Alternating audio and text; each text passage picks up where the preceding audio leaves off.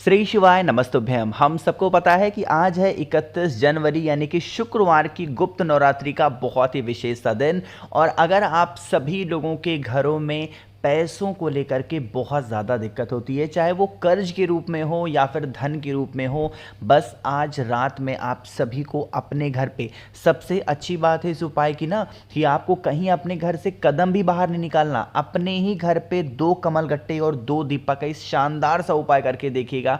आपके घर में पूरे साल माँ लक्ष्मी का आगमन होता रहेगा। ठीक है ना, करके देखिएगा।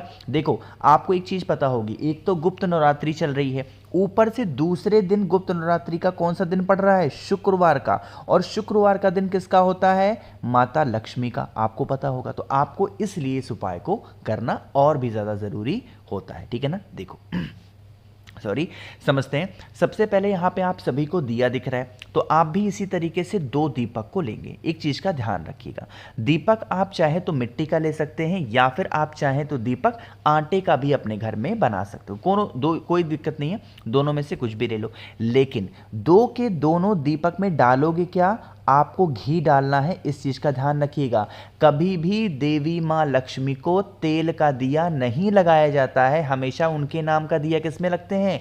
घी का दिया लगाते हैं। जो 2 दीपक आपने लिए हैं, 2 के दोनों दीपक में घी डालना है। अब एक तरीका और समझेंगे, जो 2 दीपक आपने रेडी किए हैं, उन 2 के दोनों दीपक में जो बत्ती लगाओगे कौन सी होगी? वो लंबी बत्ती लगेगी। इस चीज़ का विशेष ध्यान दीजिएगा, है ना।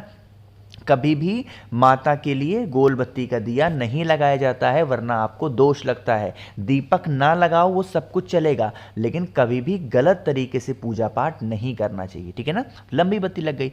अब 2 दीपक को उठाना, साथ ही साथ मैंने लिख रखा है कमल गट्टे, तो कितने?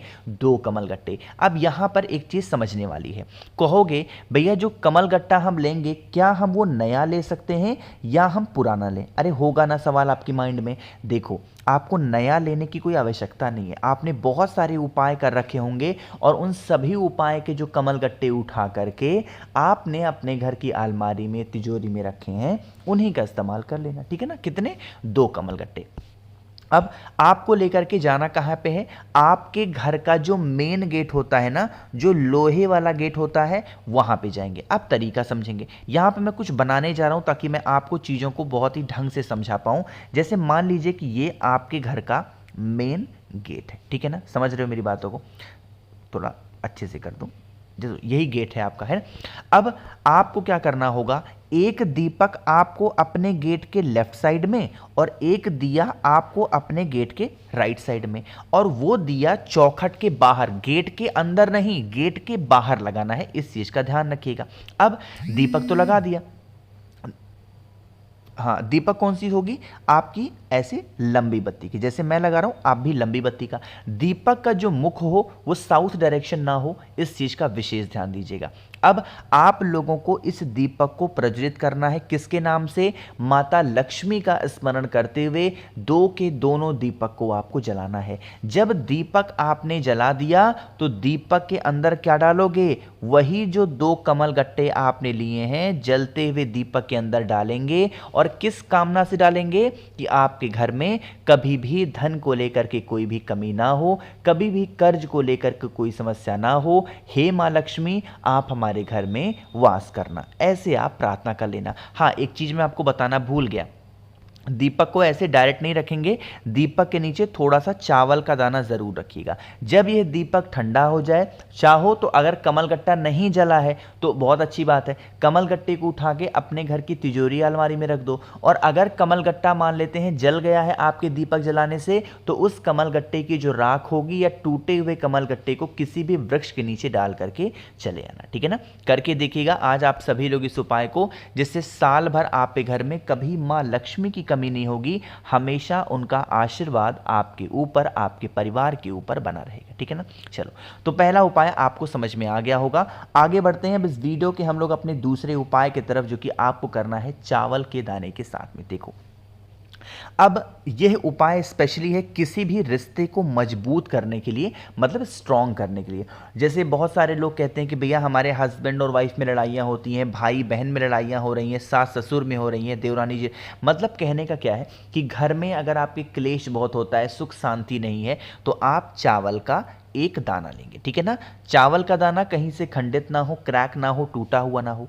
साथ ही साथ आपको इस प्रकार से लाल पुष्प लेने हैं। देखो यहाँ पे एक नियम समझिएगा, अगर आपको गुलाब की पंखुड़ी मिल जाती है 2-4 तब तो बहुत अच्छी बात है, बट अगर नहीं मिलती है तो बहुत परेशान ना हो। आपके घर के आसपास में कोई भी फूल हो, कोई भी पुष्प हो, या पुष्प नहीं होता है तो बेलपत्र मिल जाती है। कहने का मतलब कुछ भी आपको मिल जाता है पुष्प से संबंधित, पेड़ से संबंधित, पौधे से संबंधित, उसको लीजिएगा। चावल का एक दाना लेंगे, तांबे का लोटा लीजिएगा, जल भरिएगा। आज महाकुंभ भी इस टाइम पे चल रहा है, आपको पता होगा, लोग स्नान कर रहे हैं, तो जल के अंदर क्या डालोगे, गंगा जल लेके पहुंचेंगे महादेव के शिवलिंग के पास में। मैंने आपको बताया था कि जब हमारे घर की स्थिति परिस्थिति बहुत खराब चल रही हो तो हमें खुश किसको करना चाहिए, माता अशोक सुंदरी को। तो आपको क्या करना है, जो आपके पास में किसी भी पुष्प की पंखुड़ी है या फिर कोई भी पत्ता आपके पास में है, उसे माता अशोक सुंदरी के स्थान पे समर्पित करेंगे।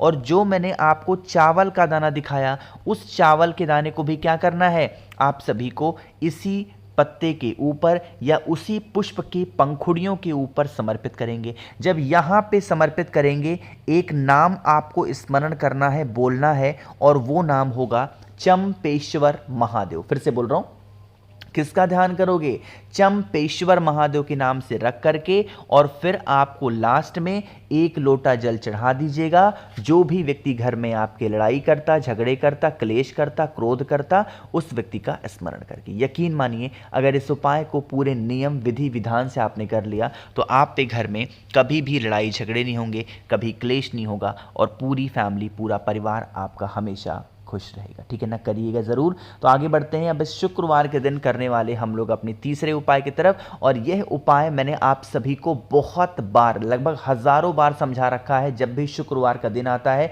और मेरा काम है आप सभी को डे बाय डे जो भी उपाय होते हैं आपको याद दिलाने की। लेकिन उससे पहले जल्दी से कर दीजिए वीडियो को लाइक, जिसने अभी तक चैनल को सब्सक्राइब नहीं किया और मेरी आवाज़ आप पहली बार सुन रहे हैं, चैनल को ज़रूर सब्सक्राइब करेंगे, है ना।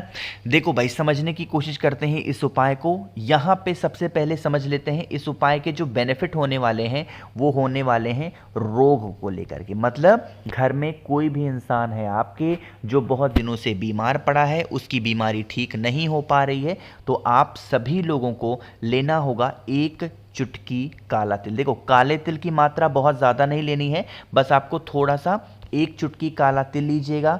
एक आपको छोटा सा कोई पात्र लेना, चाहे लोटा ले लो, कुछ भी ले सकते हो ना।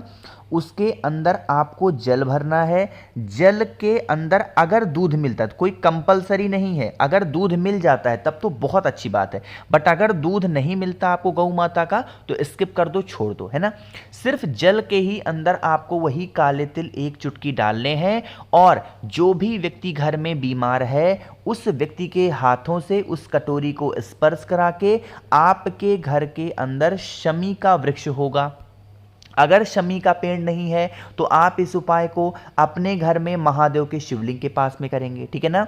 फिर पूरा का पूरा जल कटोरी गिलास जिससे भी कर रहे हो, नाम ध्यान रखेंगे, कौन सा नाम है, अवधूतेश्वर महादेव। फिर ठीक है, अवधूतेश्वर महादेव के नाम से समर्पित करके, और 7 मिनट शमी पेड़ के पास में बैठेंगे घड़ी देकर। कितने मिनट बैठना है, 7 मिनट। और इस उपाय का नाम भी क्या है, 7 मिनट का उपाय। तो आप सभी लोग करेंगे।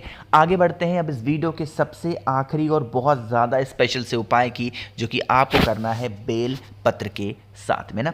काफ़ी लोग हमसे ये, वैसे इस उपाय को आपको करना होता है लाल फूल के साथ में, और उस लाल फूल को खाना होता है। लेकिन मेरे पास बहुत सारे मैसेज आए, बहुत कमेंट आते थे कि भैया हम उस लाल पुष्प को नहीं खा पाते, हमको एलर्जी है, जो भी रीज़न है। तो आप सभी को बेल पत्र से इस उपाय को करना होगा, ठीक है ना।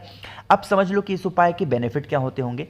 जैसे मान लीजिए कि घर का कोई इंसान आपके परेशान है, चाहे वो टेंशन में है, चाहे वो डिप्रेशन में है, किसी भी चीज़ को सोचता बहुत है, बहुत ज़्यादा परेशान रहता है, कहने का मतलब है उसको आप रोगी कह सकते हो, है ना, चाहे उसको कोई समस्या हो। तो आप एक बेलपत्र लीजिएगा। आपके घर के अंदर जो भी देवी माता हो, कोई भी हो, माँ लक्ष्मी हो, माँ दुर्गा हो, माँ सरस्वती हो, माँ जगदम्बा हो, कोई भी हो, उनके पास में एक नाम बोलना है, माता प्रसूति, ठीक है ना। इस उपाय को सिर्फ शुक्रवार के दिन ही करते हैं। किसका? माता प्रसूति का स्मरण करके उस एक बेलपत्र को माता को समर्पित करके और वहीं पे खड़े खड़े उस बेलपत्र को खा लेने से हमारे शरीर की जो प्रॉब्लम्स होती हैं उनसे हमको आज़ादी मिलती है और वो जो समस्या चलती है शरीर में उससे हमको छुटकारा मिलता है। तो मैंने कोशिश की आप सभी को हर एक चीज़ों को अच्छा समझाने की। वीडियो पसंद आई हो तो लाइक करिएगा। कुछ पूछना है, नहीं समझ में आया, नीचे कमेंट सेक्शन में पूछें। और मेरे जितने भी भाई बहन आवाज़ आज मेरी पहली बार सुन रहे हैं, चैनल को ज़रूर सब्सक्राइब करेंगे। श्री शिवाय नमस्तुभ्यम।